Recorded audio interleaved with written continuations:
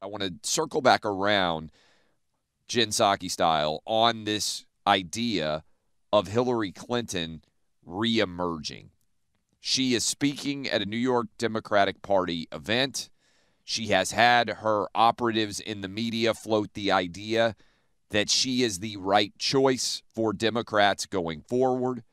As you saw and see, Joe Biden continue to stumble, polling 41% approval from CNN yesterday. Lester Holt interview, Buck. I saw the clips from that thing. It did not go well with Biden, as almost every interview that he does, go figure, does not go well.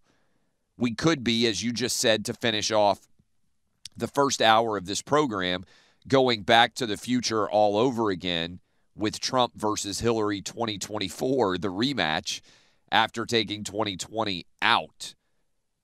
The more I think about it, if Joe Biden doesn't run, and we're talking a lot about what the midterm outcome is going to be in November, but remember, Biden probably by February or so in 23, that is about a year from now, is going to have to make a decision about whether or not he's running for re-election. Again, I would bet by around this time next year, Biden will officially announce or not. If he announces that he's not running, I think Hillary's going to be the nominee.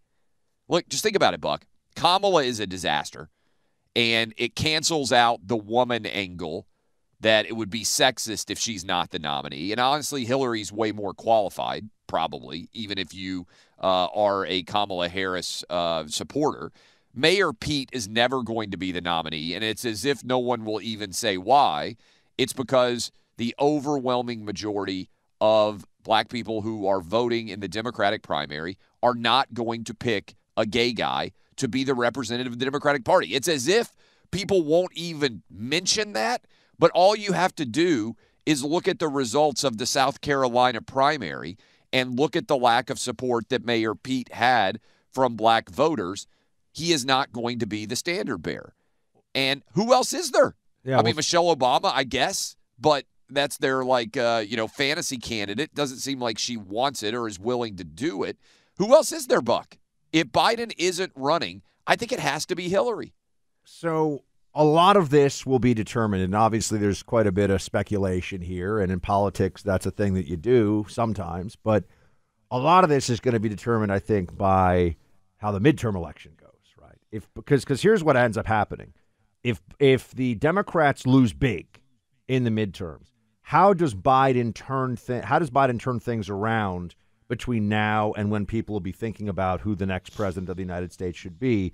It seems almost impossible. And in that situation, doesn't it make more sense for the Democrats to put forward a different candidate? And Biden can credibly claim, because he's almost 80, that for health reasons, he had said before he would run for one term. People forget that. He had said, I'll do one term, and then, of course, changed his mind once he actually got the job. So, yeah, it certainly adds up as a possibility, but here's I think, the problem, Clay. The Democrats then face a reality of the redo of 2016. That's not what they want, right? So a redo of 2016 would seem to favor, especially if it were Trump, would seem to favor the Republicans. But, we don't even know. We could have – we'll be talking to the former president soon, I think, about this. So. Yeah, we're going to break some news on that soon. But look, here's the thing, Buck.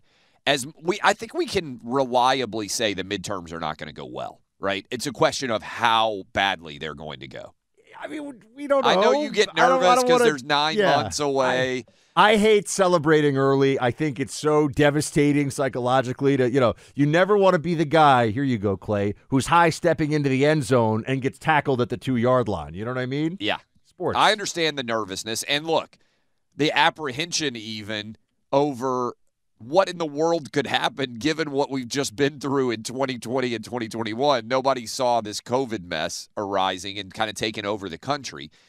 But I do think we're not discussing enough, and I mean the larger media apparatus, how quickly Biden is going to have to make a decision right after the midterms, regardless of what happens in them, as to whether or not he's going to run. Because think about it, we've never had this situation where we've had a first-term president and we were unclear whether or not he would be running for the second term. I can't even think of a time.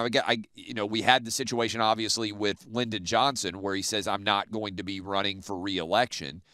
But when you really look at it, it's virtually unheard of for a president to not be locked and loaded. Hey, we know he's running for re-election. And so I think that is going to be a fascinating component here. And he's going to have to make that decision really fast. By this time next year, we're going to know whether Biden's running or not. I feel like you know all these guys. Do we have any Vegas odds on this? Do we have other prop bets on whether Biden is going to step down or let someone else take over leadership of the Democrat Party before or maybe in the next election cycle? Hillary is surging in the markets in terms of her likelihood to be elected president. And I don't mean like right now Trump is favored pretty substantially to win the 2024 election. So you can't bet on elections officially in the United States. But in England, they take all sorts of political wagers. I love to look at the odds markets and just see what they're expecting. And so Trump is the favorite right now. DeSantis is the second biggest favorite in American politics for Republicans. And then you got Biden, Kamala, and Hillary are the three that are in the mix for Democrats right now from an odds maker perspective. When was it decided that everyone who runs for president all of a sudden has to be in their 70s? It is a remarkable shift that we've seen. It really is among Politico boomers, Nancy Pelosi and Chuck Hillary Schumer. Clinton and Chuck Schumer, and go on the list, deep into their 70s, even into their 80s, to the point now where we say, oh, can Ron DeSantis run for president? I mean, guy's only like 43 or something. I mean, people in their 40s and 50s should go in history. There are plenty of them who the most controversial thing I've said on the show maybe was that we should have an upper age limit for president. You remember we had all those angry callers that day when I was like, hey, we got a lower level age limit, 35. A lot of 85-year-olds can run 6-minute miles and do push-ups that would beat either of us who listen to the show, Clay. So you got to watch that I don't have any doubt. But if we had like 35 to 65, a 30-year window, it's funny to me that we have an age limit on the lower side and no age limit at all on the other side. Because Joe Biden, I mean, think about this. If they drag him across, I like to say weekend at Bernie style, he's going to be 86 if he served 2 terms, Buck. That's remarkable. There's no, he couldn't do it. He couldn't, I don't believe he's physically capable. Before, yeah, it was irresponsible before he took office to put him in office for 4 more. But look at how reckless they are. I mean, Clay, part of the problem we have here, and I feel like everyone with us now, all of our people, all across the country, all of our team listening to this, we're trying to look at this through the lens of people that live in reality and see things for what they are and make adjustments based upon what's actually happening and try to be rational. They're considering firing. I just saw this on CNN as we're sitting here talking.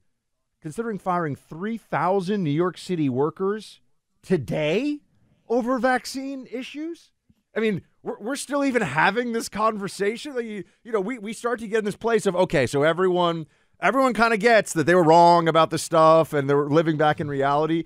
I just bring it up because with Joe Biden, we sit here and we say, it's almost like elder abuse watching this guy sometimes on stage and on TV. He just had another, Iraq, Afghanistan, Syria, and he was, look, that happens. And I don't want to be the guy who's poking fun at somebody because we're all going there, man. We're all going, if we're lucky enough to get there, to that place. We're a little older, a little, take a little more time to get some stuff out there.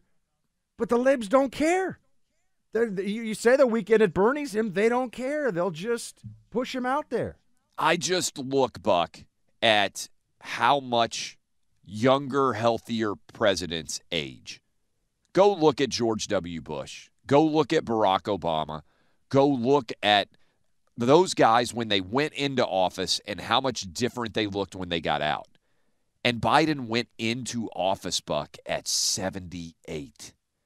And now they're going to take him on the campaign trail in 23 and then run him on a full campaign in 24 at 82. I don't see any way that it is possible